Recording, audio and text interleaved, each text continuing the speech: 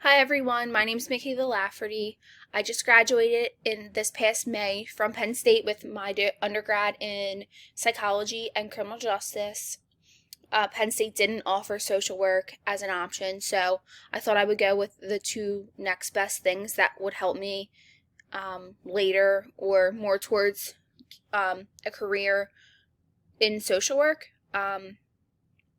So I decided to start this program right after my undergrad, just because I thought it would be nice that I was still in the swing of things of being a student and I was able to just jump right back into being a student after, the summer off. I also am expecting a daughter next month. So it was just a perfect time in my life where I do have a little bit of wiggle room with my work schedule, and now being a first time mom where I could handle school, work, a baby, a new house. I thought it would be perfect. And especially this program, the pace it goes at, it's something I definitely feel comfortable with in all these new chapters and stages in my life. I did always know since grade school that I did want to be in a helping profession. I just wasn't too sure exactly what I wanted to do. I'm still a little back and forth on exactly where I want to go and where I want to take my career after I do graduate.